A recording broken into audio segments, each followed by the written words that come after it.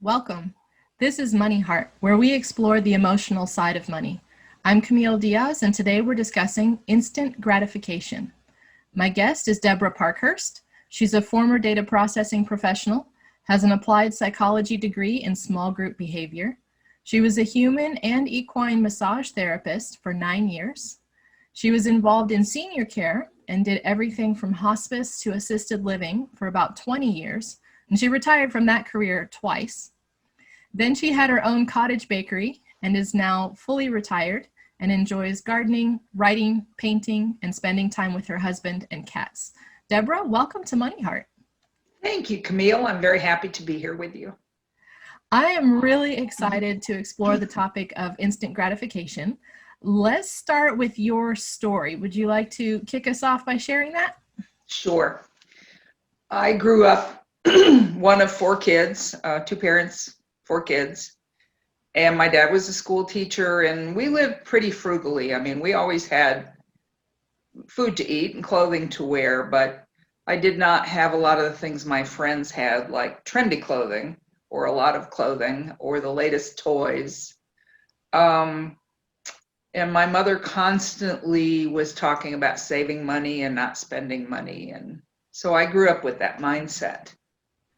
My husband and I got married in 1973, and we were very impoverished to begin with. We lived in an 8x48 trailer. And, you know, it's one of those where you could sit on the toilet and brush your teeth in the sink. We eventually moved. We lived here in Oklahoma, up in Veneta, his hometown. And we moved east to the Kansas City area, and eventually had the opportunity to get into data processing. And that's another story. I went in first, and then Joe went in, and we suddenly found ourselves making more money than we had ever dreamed we would make. Yeah. And spending it. And through a job transfer, we moved east into Virginia. Okay. And we were in Loudoun County, which at that time was the most expensive county in Virginia. And we were raking it in, and we were spending it. And it was like I could go to the grocery store and just buy whatever it struck me to buy. I didn't have to have a budget. I just got what I wanted. Yeah. And it developed a mentality of instant gratification. Right. This sounds kind of cool. That's like the thing that everybody wants is, well, I just want to go to the store and get whatever I want, not even worry. Yeah. I would go shopping for clothing, and I would just get what I wanted. And I wasn't a big clothes horse, but I was more of one than I am now. You know, I needed suits for work. Have to. And I did the whole dress for success thing for many years. Yeah. And I decided I wanted to buy a horse. So I bought a horse, and we moved and built a barn, and, you know, just put that checkbook right in the tack box, because there's a joke about how do you make a small fortune in horses. Start with a large fortune. Oh. So I was just blissfully going along, and the smartest thing I did, and I didn't realize it was smart, is I socked away the maximum into my 401k those years. Yeah. And we had company matching back then, like you just don't see. And so we were both making a boatload of money, but we were spending it. Yeah. So pretty much other than my 401k building, we weren't saving anything. Wow. Yeah. Was that because no one ever taught you to save, or you just didn't think you needed, or it wasn't even part of the discussion? It didn't even cross my mind. I had never been taught to save. I did not know the importance of saving. The idea of having 3 months or at least to live on in your bank account never even occurred to me. because it seemed like the present was just boundless and endless in what it could provide for us. Every 3 years, we switched companies because that's how you climb the salary ladder. Right. Yes, it was. And there are a ton of companies around the Beltway in the Washington, D.C. area, and we just went from one place to another. Mm-hmm. Mm-hmm. And I ended up being very dissatisfied with data processing because I could see your government money being wasted. Oh, wow. And I wish I had been a whistleblower at the time, but I didn't even know that existed. Mm-hmm. Mm-hmm. And I decided to become a massage therapist and left a really hefty income behind. Mm-hmm. Mm-hmm. Yeah. And I still don't regret it because I was much happier. I decided to become a human and equine massage therapist. Yeah. And I did that for many. Talking to you, I didn't even know that was a thing. I didn't realize people got paid to massage horses. Yeah, well, I did people first. Yeah. And I worked out of my home and at a spa and at a chiropractor's office until I built up enough clientele I could just do it from home. Mm. And then I met a lady through a friend who had developed equine stretching. She was a human physical therapist. Wow, and she taught me how to stretch horses. And then I just started massaging horses and figuring it out on my own because our anatomies are almost identical. It's just the emphasis is different. Huh, that's so cool. Yeah, like your wrist joint is a horse's front leg's knee. Mm-hmm. Mm-hmm. And the hoof is actually the fingernail of one finger. Right, yeah. So it's just really interesting, fascinating. It is. It really is. And horses love massage. They just love it. Oh, that's too cool. Yeah. So I had my own horses to practice and learn on, and then I started doing other people's horses. And we lived right across the road from a hunt, where they do fox hunting. Oh, okay. So I got some clientele from that. Mm-hmm. Mm-hmm. And it was quite grand. I kind of imagine that massage therapy may not have paid as well as data processing. How did you cope, or did you, when you had to kind of give up the retail therapy and the buying whatever you wanted? We started cutting back on everything. Okay. On everything. We had a subscription to Javalia coffee. Ooh. And we cut that out, and we just started cutting and and it was okay because I didn't need the suits anymore. Right. I was motivated enough that I didn't want to do that, and I wanted to do this other thing. Mm-hmm. And then we were looking at Joe retiring, and we knew we could not continue to live there. It was just too expensive. Yep. Yeah. So that's why we came back to Oklahoma. Mm-hmm. We looked all around the country. We traveled a couple different places, and we ended up buying a farm, a 40-acre farm down in LaFleur County. Mm-hmm. And you talk about culture shock from the Washington, D.C. area to there. Oh, yeah. And we moved from a huge home. We had, almost a 4,000 square foot home, and moved to just a little bitty, awful rock house on 40 acres. It was awful. I hired people to go in and clean it before we moved there. Mm. But we got our home and 40 acres for less than half what we sold that house for.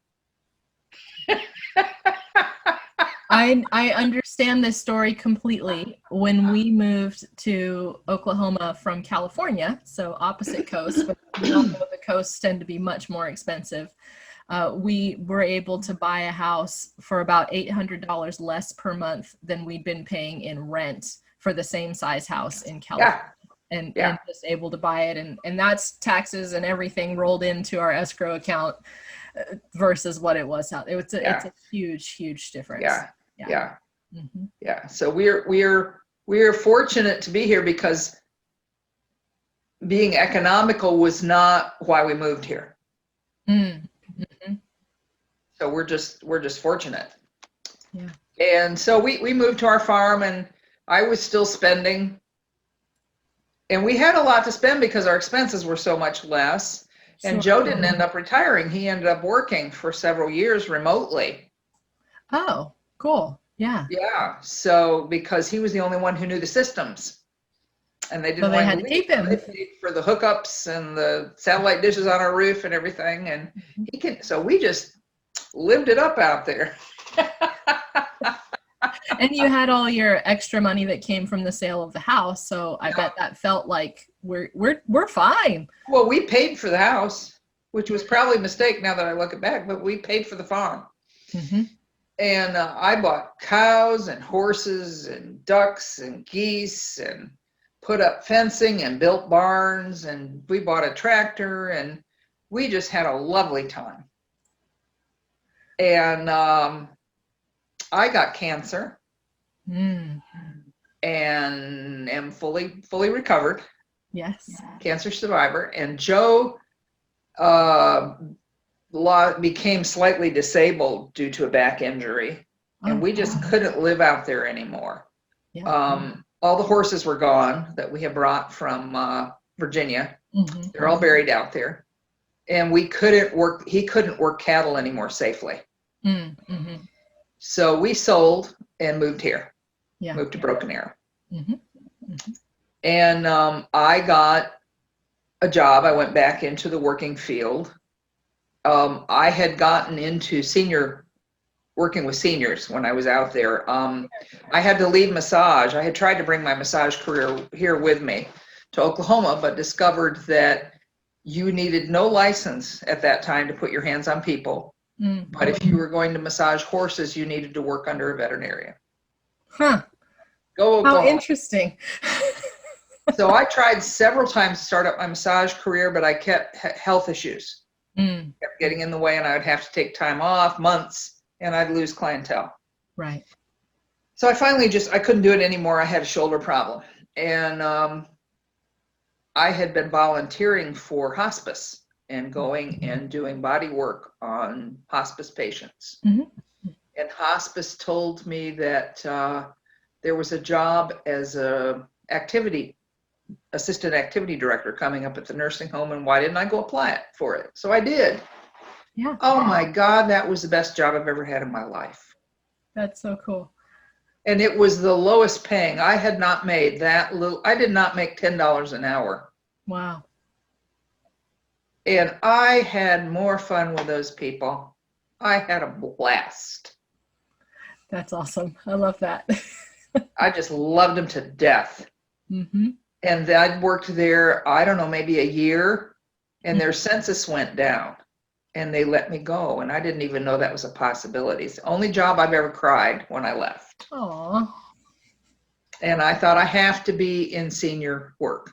Mm-hmm. Mm-hmm. So I took my degree, and I took my management experience, and I went to work in Fort Smith managing an Alzheimer's unit in an assisted living. And I learned so much. Mm-hmm. Mm-hmm. Yes. So then when we moved here, we left the farm and moved to Broken Arrow. I got a job in Broken Arrow at a local nursing home running their dementia unit, and was back to making a lot of money for Oklahoma. Mm-hmm. Mm-hmm. So my habits could continue. My habits could continue until they couldn't. As I was, I ended up leaving that job. They got rid of their dementia unit. Oh, wow. And so I was into increasingly lower paying jobs after that. Mm-hmm. Still loving working with seniors, but I started to begin to need to rein in the spending. Yeah. But it wasn't until I had gotten into more debt than I needed to be in that I realized we've got a problem here. Okay. So you didn't adjust quite as quickly as maybe would have been a nice thing. Of course not. And I met you and other financial people, and I started going to some of your presentations. Yeah. And started learning more. And I thought, I'm not set up well. I need to make some changes. Yeah.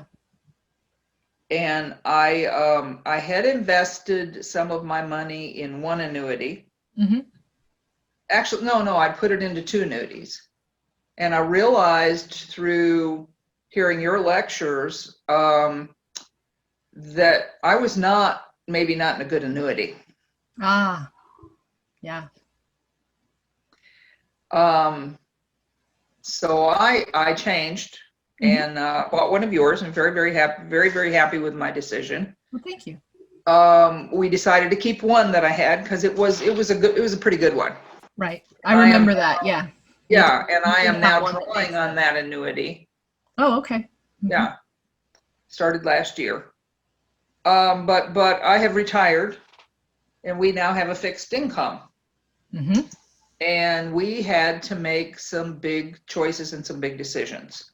One decision we made 2 years ago with the help of a friend, his advice, we sold our house. Yeah. And we downsized and we moved into a smaller house and we got rid of debt. Yes. Yeah. And that was a really great decision. We love this house. It is several hundred feet smaller. We're now down to 1,400 square feet, basically, which is plenty of room for two people. Right. I do not have luxurious bathrooms. I have very pedestrian functional bathrooms. What are you going to do in there? Sit on the toilet and brush your teeth. That you need all of this glamour for, We have two bathrooms. One of them is his and one of them is mine. Yeah. And it works for us. It works for us. And so we have been learning and having to practice the delay of gratification. Yeah. And it's not something you just get over. It can still rear its ugly head. Right. Like I really wanted in this house a new rug. We brought the old area rug. We've got laminate floors. We brought the old area rug from the other house, and it's too small for the space. And I could not arrange the furniture in any way that pleased me. And the way things are arranged is important to me. Whether the vibe, the feng shui, whatever you want to call it, I don't know. Yeah. And I just wasn't at peace about it. But it took me 2 years of hunting. And no, I didn't hunt every day. I went in spurts to find a big area rug that was under $1,000, that was wool, that wasn't made by slave labor. And I found one. Cool. But you talk about having to delay gratification. For 2 years to find a rug that you loved? Yes. Yeah. And I love my living room now. And I was able to arrange things, and it's peaceful. There's nothing jarring about it. There's nothing, it's peaceful. Yeah. And we spend so much time home now with COVID. Right. That to me, that's important. And that may seem silly, but to me, that's important. Yeah. I just feel comfortable in my own home. It doesn't have to be extravagant. Right. It just needs to be comfortable. Yeah. Something comfortable for you. Before COVID, I needed clothing because I was when I was still working in data process or in senior care. Senior care. I learned to shop at Goodwill. And I got some fabulous clothes. Go in there and get blouses for $4. Yes. Fabulous ones. I still have them in my closet. And so I learned new tricks of being frugal and was still able to get nice things. I think that's a really great point. A lot of times, maybe it's the marketing hype gives us the idea that we have to shop at a certain place or eat at a certain place or do a particular thing in order to have nice things and in order to be happy and enjoy what we have. And if you put just a little bit of thought or effort into it, find a solution or find what you're looking for really on a budget. You just have to be a tad bit creative. Yes. Yeah. And it's so much more important to me that I can sleep at night because I'm not in debt. Mm-hmm. Mm-hmm. You know, I don't have a car payment. My house payment is my only debt. It's the only debt I have. Yeah. And we still save. Mm. We have an emergency account. Mm-hmm. Mm-hmm. And we have other savings where we're saving up because we want to get things. Yeah. Like we need a new roof. Oh, yeah. So we're saving up. Mm-hmm. And I do have that emergency savings that we do not touch. It is sacred. Yeah. And I think your story is a very common one. And I love the way it's played out for you in that you recognize you didn't have all of the money information and skills that you wanted to have. So you went and found them. Mm-hmm. And I'm going to go take a class. I'm going to read some books. I'm going to talk to people who know what's going on. And then I'm going to make changes in my life so I can turn out the way I want. Yeah, absolutely. Really empowering. And not be afraid to say, you know, I made a mistake with this investment. What is it going to take for me to get out of it? When is the smartest time to get out of it? What's the smartest way for me to get out of it? Because no investment is set in concrete. Right. Right. And if you've made a mistake with it, don't be afraid to pull it out and put it into something else good if it makes sense. And it's made sense for me. Mm-hmm. I like that idea. And to look at it on a broader scale, you don't have to be stuck wherever it is you've ended up. If it's a financial investment, if it's a house, if it's a car that you got, if it's a business you started, and if it's really not working out, figure out the exit strategy. How can we change this? Don't be afraid to change. Mm-hmm. And if that change means you have to move, don't be afraid of it, because we love where we are now. We're so much closer to where we need to go. We were farther out away from Broken Arrow before.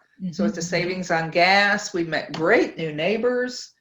I have volunteered and dragged my husband along with me, bless him, to help take care of some of the public gardens in our subdivision. Mm-hmm.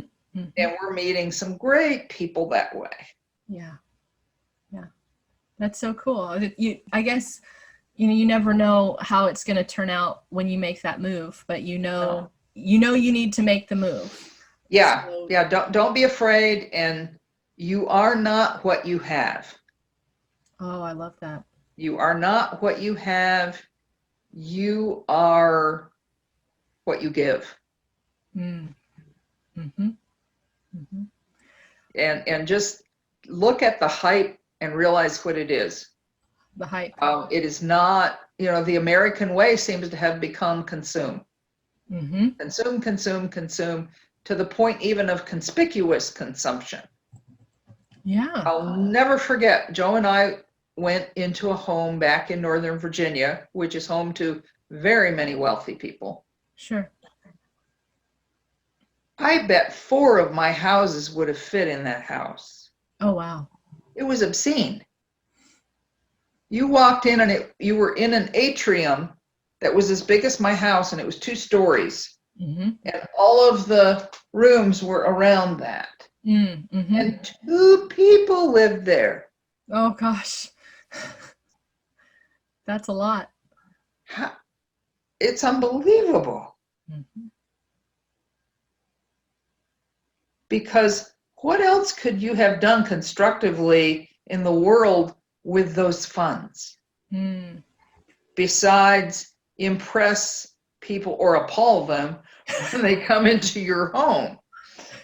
And I'm not knocking I love nice things. I absolutely love well-made things. Mm-hmm. Mm-hmm. But to have Yeah. There's just no value in that whatsoever. Mm. Now that you are retired and out of debt and getting to do exactly what it is you want to do every day, where do you find the most joy now? Well, I absolutely love working in my garden. Mm-hmm. Attempting to raise tomatoes in Oklahoma. Uh-huh. And other vegetables, and learning a lot because this is a tough climate for plants. It is. I And got things that grow get into, eaten. I just tried to plant something recently, and then the bunnies came and ate it all again, and now I got to start over. I'm like, oh, come on. yeah, I got into raising monarch and black swallowtail butterflies, Oh, cool. and just have gotten a lot of joy from that. Mm-hmm. And I love painting and I love writing. I'm attempting to write a book about my life with my horses, my experiences with my horses. Oh. I belong to a writing group Mm-hmm. that's helping me with it.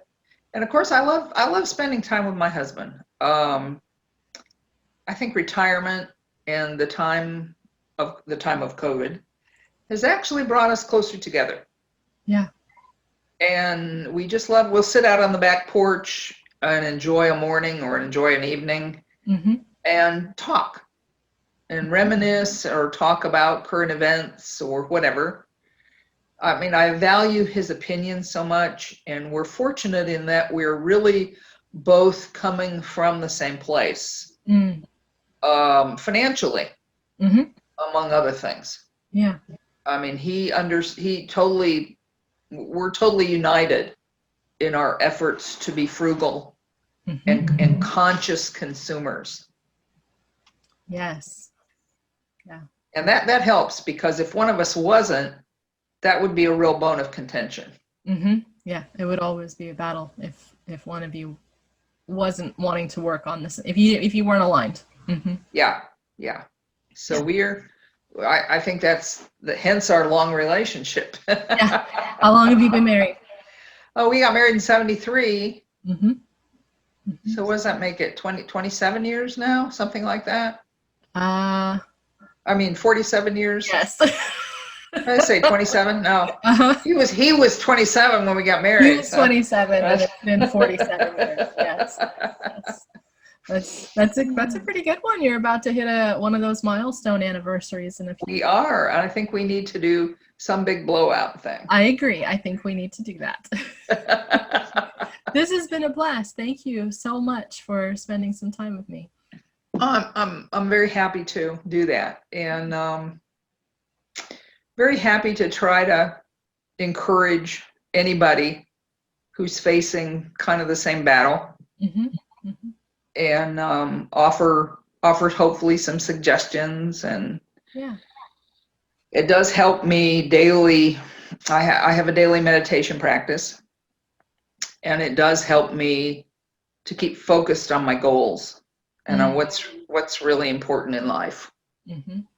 Mm-hmm. And I like that concept of just because you're retired doesn't mean you don't have goals or things that you're working on or working towards. Oh yeah. Mm-hmm. Oh yeah, I'm busy and I love it. Yeah. I will always be a person who needs goals. Mm-hmm. Mm-hmm. I think that's really cool.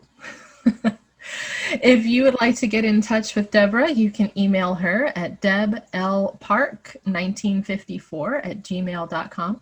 Normally, I would plug a guest's business or product at this time and do a shameless commerce moment, but as Deb is retired, she's actually going to talk about a nonprofit that she's fond of.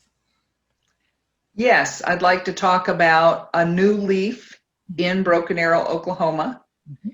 It was developed, it's a greenhouse. You can go there and buy beautiful bedding plants and house plants, Christmas poinsettia. They have several retail locations in the greater Tulsa area, as well as a greenhouse here in Broken Arrow. Mm-hmm. What they do is they provide vocational training and living for people with developmental disabilities. Yeah, and I just think that's huge. I mean, I love going there, and there's a friendly face of somebody with a disability, and they're helping me carry my pansies to the car or whatever I bought that day. Yes. And just doing their utmost to be of service to me. And I'm so proud and grateful that I can patronize them and their business and help them. They want to help people become more independent who have disabilities. Yes, I've been there before as well, and it is a lovely place. I really enjoy it there. So thank you. And thank you as well to our listeners and viewers. I'm your host, Camille Diaz. This show is sponsored by Serenity Financial, a Five Rings financial agency, specializing in financial education, life insurance with living benefits, and guaranteed lifetime income. Be sure to follow MoneyHeart on social media at MoneyHeart Show and on our website, moneyheartshow.com. Debra, would you like to share today's money mantra? Today's money mantra is it a just want, or do I just want it? Perfect. Thank you.